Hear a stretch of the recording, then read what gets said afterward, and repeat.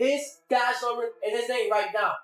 I'm famous. I'm more famous than anybody here. I'll put him, yeah. Just one viral clip. That's all it took to flip two unknown twins into overnight sensations. Alex and Frankie, better known as the Island Boys, rode the explosive wave of their "I'm an Island Boy" freestyle straight into global recognition. The internet couldn't get enough, and within weeks they were everywhere, plastered across timelines, trending on TikTok, and stacking cash faster than anyone thought possible.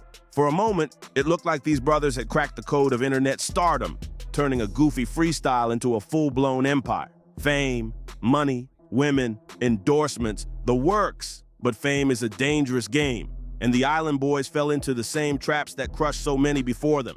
Pride turned into arrogance. The money made them reckless, and suddenly the same people cheering them on were laughing at their downfall.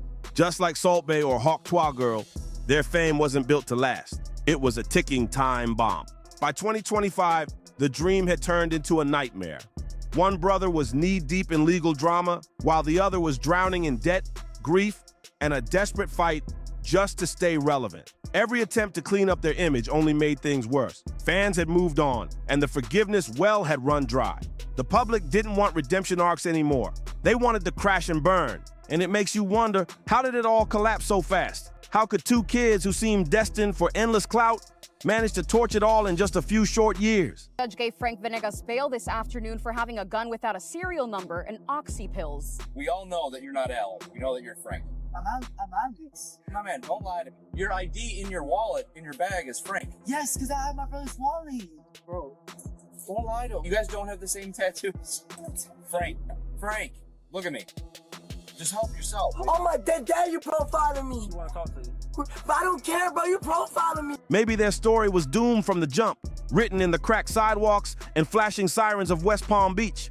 A world away from Miami's gloss and glam.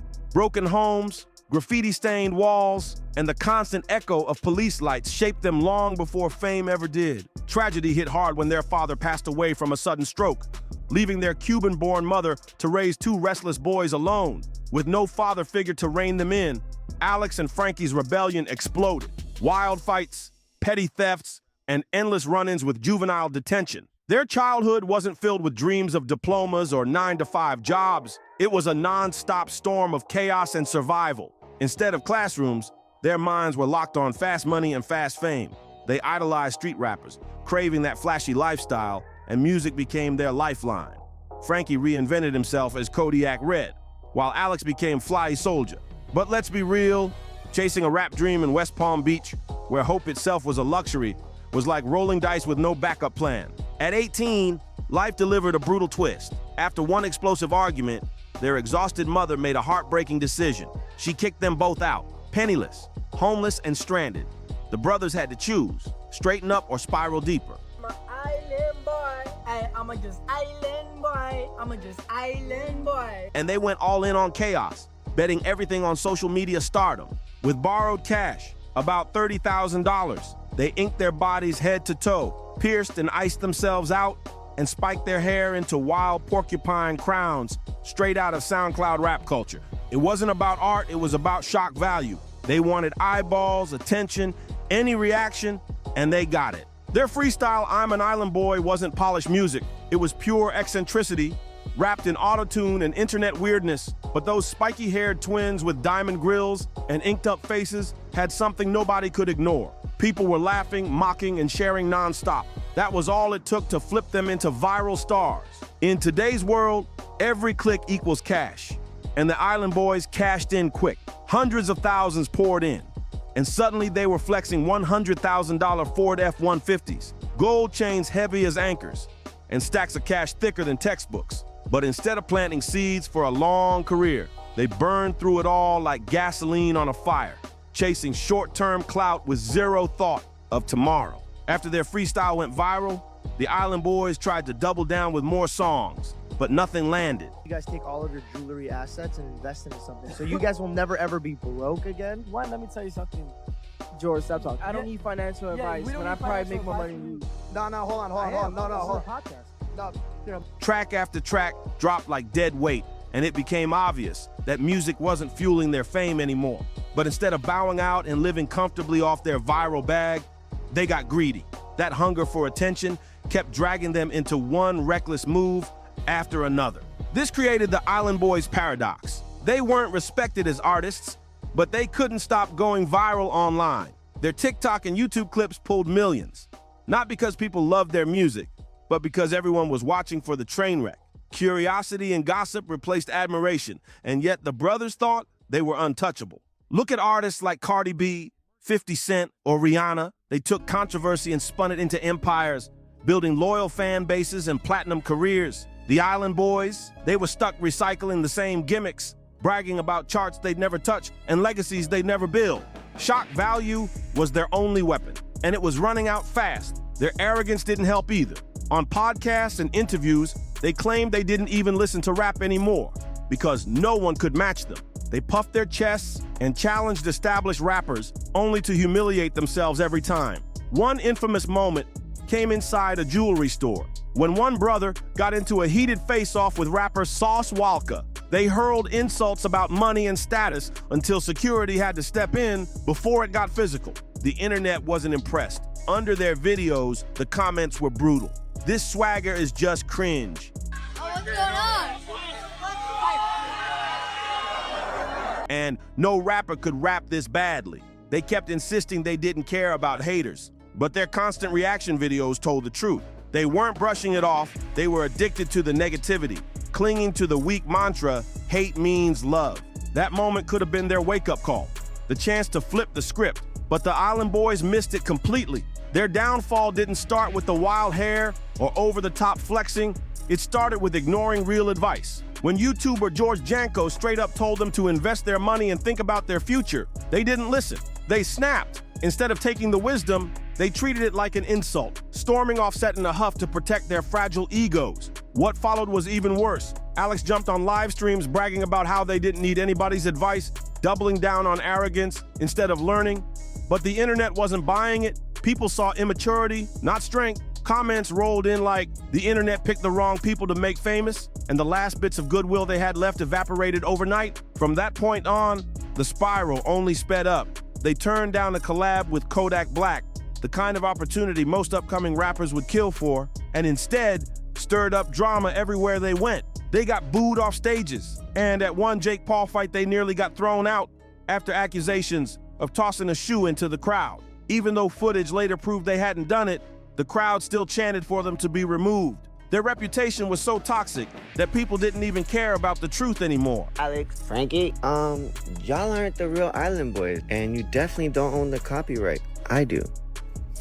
They just wanted the Island Boys gone. By then, every public appearance had turned into comedy hour.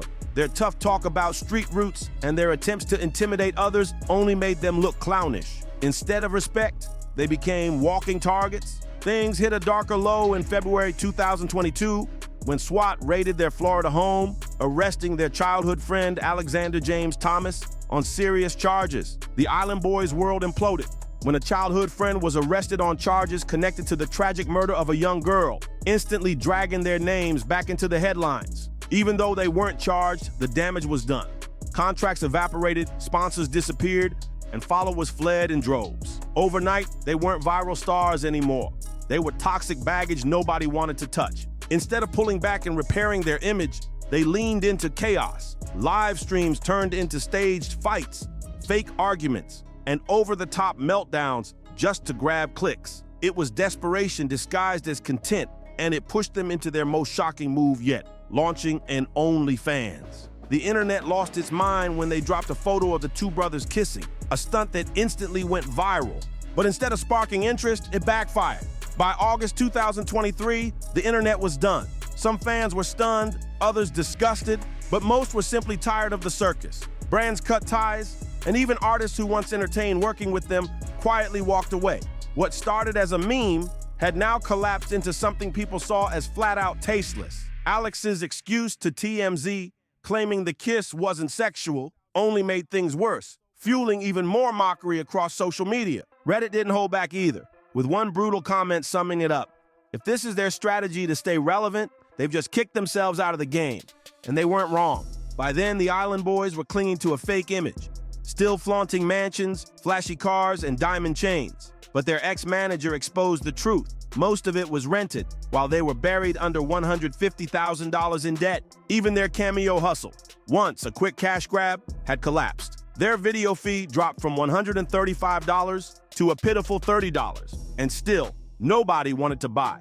The one track that put them on the map, I'm an Island Boy, slipped right through their fingers. Losing ownership of their only real hit was the ultimate stab at an already fragile legacy, proving George Janko's early warning dead on. The boys had cashed out without a plan, and by the time the dust settled, their bank accounts were empty, and their fame had evaporated.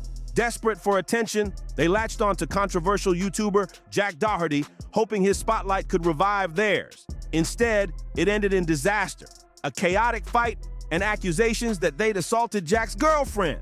Rather than redemption, the Island Boys only managed to tighten the noose on their collapsing image. By 2025, whatever hope of a comeback remained was gone. Their story had officially split into tragedy on both sides. Frankie Vega, aka Kodiak Red, spiraled the hardest. Police reports tied him to everything from drug possession and illegal firearms to domestic violence scandals. Each headline was another nail sealing his reputation shut. In February 2025, the collapse turned criminal when he was pulled over in Naples, Florida. Cops uncovered prescription pills without paperwork, plus an MCM bag stuffed with a firearm that had its serial number scratched off, along with suspicious credit cards in his name. The charges were serious: possession of a controlled substance and possession of an altered firearm, both capable of handing him a long prison sentence. Frankie was booked into the Naples jail center, stripped of whatever clout he once flexed, now facing years behind bars. The once viral star had hit rock bottom, broke, homeless, and branded a failure. Meanwhile, Alex, Fly Soldier, wasn't doing any better. He had just welcomed his first child, only to face the heartbreak of his baby being admitted into NICU care. But instead of shielding his family from the spotlight, during one emotional live stream, Alex finally broke down and admitted the truth. Frankie had wrecked his credit, dragging them both into financial ruin. He destroyed everything, Alex confessed, his voice heavy with defeat. That single moment showed the world just how far the Island Boys had fallen. From viral sensations to broken, a cautionary tale playing out in real time. They never figured out how to turn that lightning in a bottle viral clip into a foundation for something real. Instead of discipline and growth, they leaned on arrogance, gimmicks, and empty flexes until it all collapsed.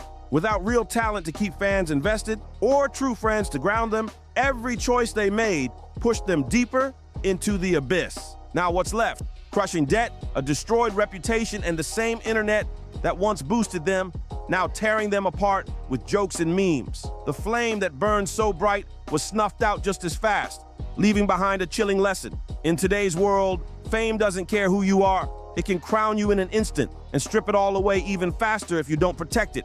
So tell me, do you think the Island Boys ever had a real shot at long-term success? Or were they doomed from day one? Drop your thoughts in the comments. And make sure to like, share, and subscribe if you want more stories like this.